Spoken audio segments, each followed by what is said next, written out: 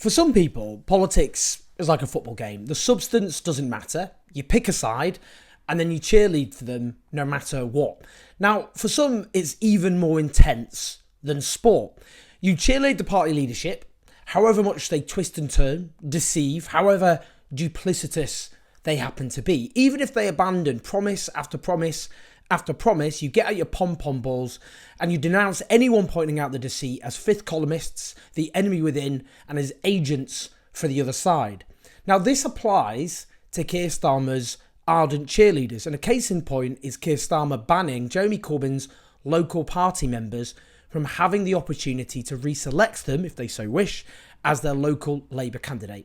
Let's listen to my good friend Ash Sarkar, who discussed this earlier on the BBC. If you actually look at the motion that Keir Starmer's put forward, it doesn't mention antisemitism once. It only mentions the election loss. So why should Jeremy Corbyn be banned from standing again as an MP when Ed Miliband, who had a lower return of the vote share than Jeremy Corbyn, is allowed to sit in his shadow cabinet? Stuff like this is what makes people mistrust MPs. They talk about fairness publicly, but then what they try and get away with behind closed doors, well, it's all about factionalism and political opportunism. And she's spot on. You see, the motion proposed by Keir Starmer, what it does is outlines Labour's purpose as doing its best to further its political interests, correct, that Labour hasn't won a majority since 2005, correct, and that in 2019, Labour suffered a terrible defeat when Jeremy Corbyn was leader, correct. It doesn't mention any accusations about Jeremy Corbyn's politics, anything about antisemitism, the HRC, we'll talk about that in a bit. The basis for kicking Corbyn out is the performance of Labour in the 2019 election. Now, if a Labour leader losing an election is the basis for kicking out a Labour leader, then that would mean kicking out Gordon Brown and Ed Miliband. Not something I'm in favour of. Ed Miliband's, to be honest, one of the only progressive champions in the current shadow cabinet. So just want to make that clear. But look, in 2019... Back in 2017, Jeremy Corbyn Labour won 40% of the vote, which was the highest it got since 2001. But in 2019, we all know Labour suffered a terrible defeat. Labour got 32.1%. Under Ed Miliband in 2015, it got 30.4%. And under Gordon Brown in 2010, it got 29%. Now, people go, well, yeah, but Labour got less seats, even though it got a higher share of the vote. Well, that's to do the vagaries of first past the post. As an electoral system, it doesn't mean that Labour got less support. Obviously, Labour objectively had higher support in 2019 than it did under Miliband and Brown. It's just how the cookie crumbles under our ridiculous electoral system. And also, it's down to the fact that Labour lost Scotland back in 2015, when it has to be pointed out the Blairite right were in charge of the Scottish Labour Party in the form of Jim Murphy, one of the most ardent Blairites in the Labour Party, who was leader of the Scottish Labour Party at the time, and Labour was battered in Scotland and didn't recover. So that knocked off well over 40 seats, which Labour could, before that, count as being in the bag. Now, if the basis for kicking Jeremy Corbyn out is losing the 2019 election, then why the hell did Keir Starmer back him and praise him to the hilt after the 2019 electoral defeat? Here's what Karma Starmer, maybe, we'll see how that pans out. Here's what Starmer said in 2020. I want to pay tribute to Jeremy Corbyn, who led our party through some really difficult times, who energised our movement, and who's a friend as well as a colleague. This is ridiculous. It's just ridiculous. In 2020, Keir Starmer's he led our party through some really difficult times. He energised our movement, and then he's a friend as well as a colleague. Now Corbyn oversaw such a catastrophe in 2019. He must be kicked out of a party that he's been a member of almost as long as I've been alive. That's where he's ended up compared to where he started. And it gets even more preposterous. So, for example, when he was looking to win the votes of Labour members, he fiercely denounced the demonisation of Jeremy Corbyn by the media. Well, look, the attacks on Jeremy Corbyn in that election we've just had were terrible. And they came back at us on the doors. They vilified him, and they knew what they were doing, and they knew why they were doing it. And they do it to every Labour leader, and they know why they're doing it. So, look, there you have it. When he's soliciting the votes of Labour members, Starmer rushes to Corbyn's defence. And he's someone who he describes as a friend. who energised the movement, etc., unfairly maligned by the media. Now he's introducing emotion, kicking him out entirely because of the 2019 defeat. Do you see how two-faced that is? If you're honest with yourselves. I know some people watching this are going to be like, well, actually, whatever Keir Starmer says, I'm going to support and cheerlead. Come on now. Look deep in your soul. Be honest with yourself. You know, don't you, how duplicitous and two-faced that is? Objectively. There's no way, in any honest way, unless you want to also be turned into a liar by Keir Starmer. That's what happens with these political dishonesty. You see, because a fish rots from the head down. If you decide to attach yourself uncritically to a dishonest leader, then you become dishonest. That's how it works. It's how politics and democracy become rotten. Because a politician being dishonest leads to an infection of dishonesty. Because everyone defending that politician has to be complicit in the dishonesty.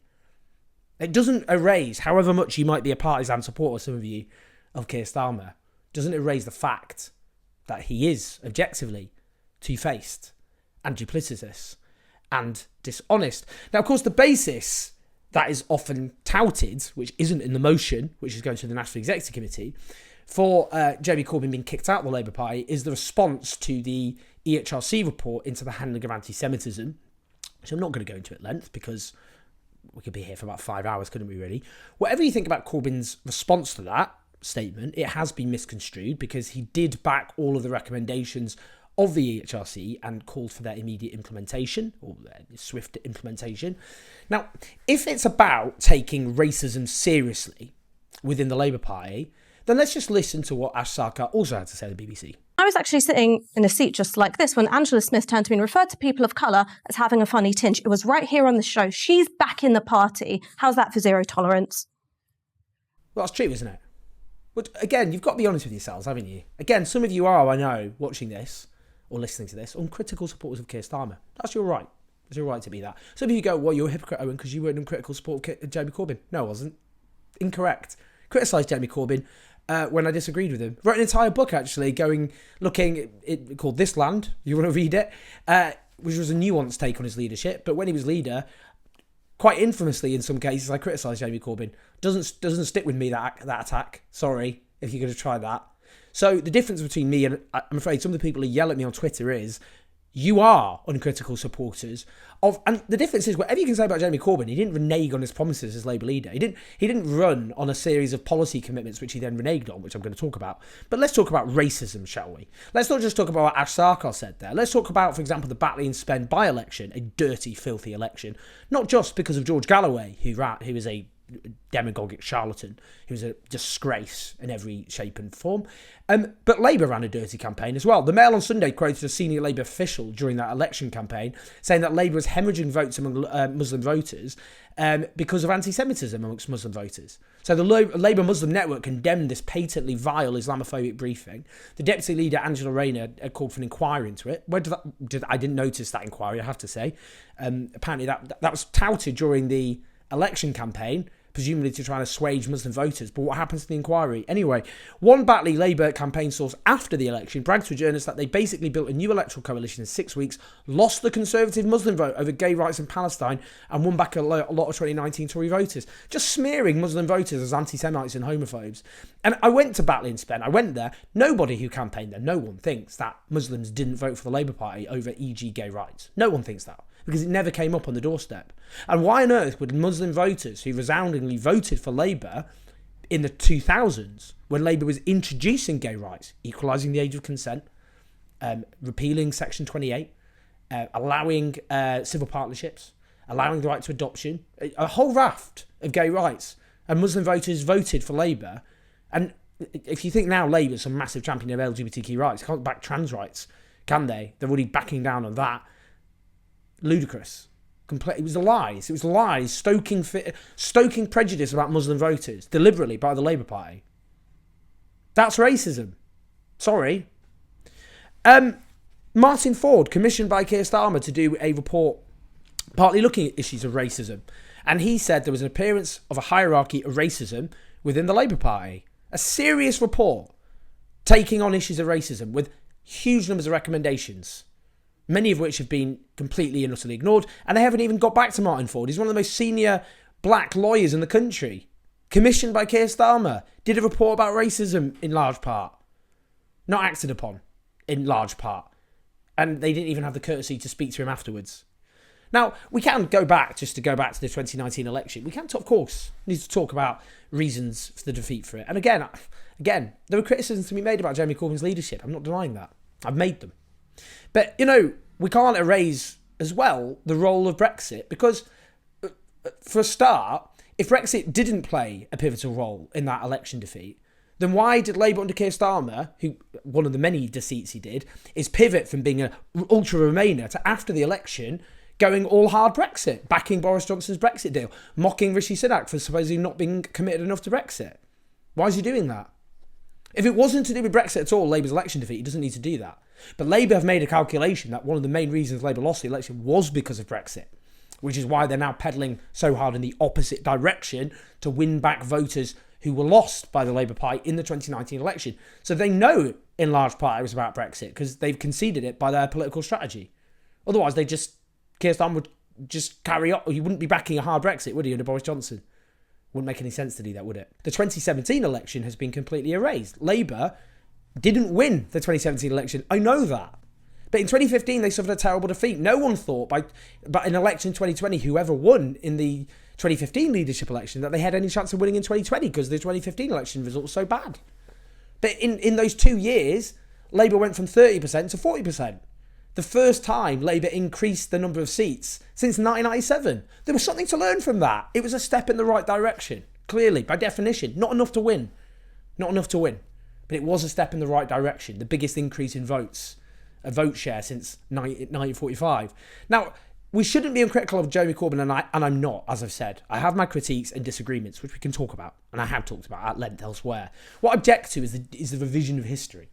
And I object to the duplicitous nature of Keir Starmer, a man who made a series of promises like nationalisation of utilities, which he then claimed he never made after the leadership election, because he's completely duplicitous and deceitful. Whether it be increasing taxes on high earners, which he's now reneged on. Increasing corporation tax. He opposed the Tories doing that for a while. Ridiculous. Whether it be scrapping tuition fees, that's another pledge they're about to abandon. Standing by trade unions, ban shadow cabinet members from standing with them. Party unity, don't even get me started. Let alone his, backing freedom of movement. He did that during the 2020 leadership election. What we've got is just an overtly factional attack. They want to destroy and crush the left. They want to crush the left forever. That's the whole point of this. It's just one part of that general onslaught. That if you believe in public ownership of utilities, if you believe in strong trade unions, if you believe in measures to redistribute wealth from those at the top of society, if you believe in stronger action on the climate emergency, then you don't have a place in politics. That's the whole point of this. It doesn't matter whether you agree with Jeremy Corbyn or not. They want anyone who dissents from this neoliberal consensus out. That's the point. It's just the thin end of the wedge. And do you know what? I'd appreciate it more if Starmer supporters were just more honest. They should just say, yeah, our guy is dishonest and deceitful, but we think it's necessary to win an election, rather than the contortions which I get on my timeline all the time, which is, no, he's not dishonest. Of course he is. Of course he's two-faced. You know that. You know that deep down. It's just an attempt, a factional attempt to distort and gaslight, to distort reality for factional ends. It's gaslighting people. You know what he said and he promised, and you know what he has then done. It's aggravating, as I've said. And it's not aggravating because of some special loyalty to Jeremy Corbyn. It's because of the contempt towards democracy that is shown by such serial deceit. And I do believe, myself, that those who have a commitment to building a different sort of society, which is less broken than our own, rather than just tweaking a broken model, I do believe those people have a place in politics. And the people at the top of Labour Party don't. And they want us crushed. But they also don't want us to speak out about being crushed. They want us to die quietly. That's not going to happen. And I do believe myself that, yes, Keir Starmer's riding high in the polls now. Not because of any enthusiasm for him. Don't delude yourself. But because the Tories destroyed themselves in office more comprehensively than any government in modern British democratic history. That's why Labour's likely to win the next election. But I don't believe a leadership built on so much deceit and duplicity will end well. Please like, subscribe. Support us on patreon.com/Joseph. I'll see you in a bit.